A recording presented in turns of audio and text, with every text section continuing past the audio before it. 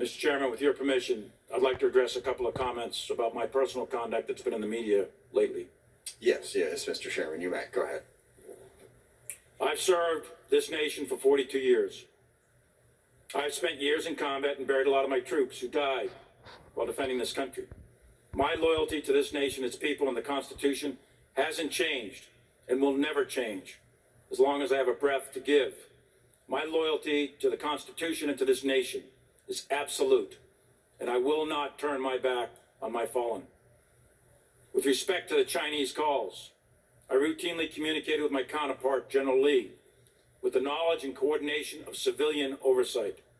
I am specifically directed to communicate with the Chinese by Department of Defense guidance in a document known as the Policy Dialogue System. These military-to-military communications at the highest levels are critical to the security of the United States in order to deconflict military actions, manage crisis, and prevent war between great powers armed with nuclear weapons. The calls on 30 October and 8 January were coordinated before and after with Secretary Esper and Acting Secretary Miller's staffs and the interagency. The specific purpose of the October and January calls was generated by concerning intelligence which caused us to believe the Chinese were worried about an attack by the United States. And last night I briefed that intelligence in detail to the Senate Armed Services Committee, and I'll be happy to brief it to any member or group of members at your discretion in a classified session.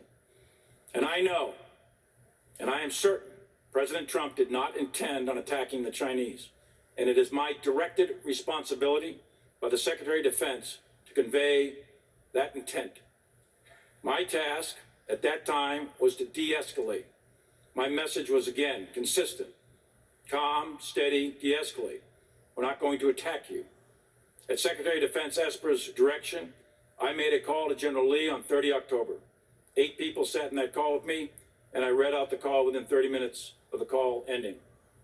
On 31 December, the Chinese requested a call with me. The department's Deputy Assistant Secretary of Defense for Asia Pacific Policy helped coordinate my call, which was then scheduled for 8 January. And he made a preliminary call on 6 January. 11 people attended the call with me, and readouts of this call were distributed to the interagency that same day. On 14 December, then Acting Secretary of Defense Miller had been briefed on the entire program. Shortly after my call ended with General Lee, I informed both Secretary of State Pompeo and White House Chief of Staff Meadows about the call, among several other topics. Soon after that, I attended a meeting with Acting Secretary Miller where I briefed him on the call. Later that same day, on 8 January, Speaker of the House, Nancy Pelosi, called me to inquire about the President's ability to launch nuclear weapons. I sought to assure her that nuclear launch is governed by a very specific and deliberate process. She was concerned and made various personal references characterizing the President. I explained to her that the President is the sole nuclear launch authority, but he doesn't launch them alone, and that I am not qualified to determine the mental health of the President of the United States. There are processes, protocols, and procedures in place, and I repeatedly assured her there is no chance of an illegal, unauthorized, or accidental launch of nuclear weapons. The Presidential Directive and SecDef directives, the Chairman is part of this process to ensure that the President is fully informed when determining the use of the world's deadliest weapons. By law, I am not in the chain of command, and I know that. However, by Presidential Directive and Department of Defense instruction, signed by the President and Secretaries of Defense, I am in the chain of communication to fulfill my legal statutory role as the President's primary military advisor. After the Speaker Pelosi call, I convened a short meeting in my office with key members of my staff to refresh all of us on these procedures, which we practice 3 times a day at the action officer level.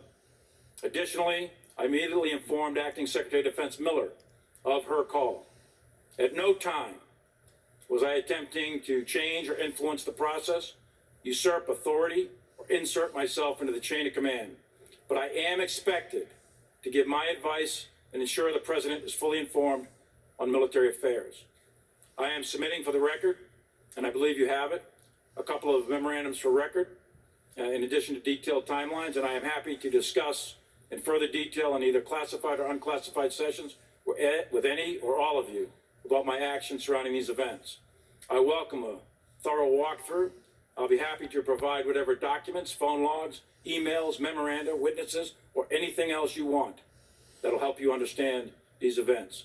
My oath is to support the Constitution of the United States of America against all enemies, foreign and domestic, and I will never turn my back on that oath. I firmly believe in civilian control of the military as a bedrock principle and essential to the health of this republic, and I'm committed to ensuring the military stays clear of domestic politics. Thank you, Chairman, for the extra time, and I look forward to your questions.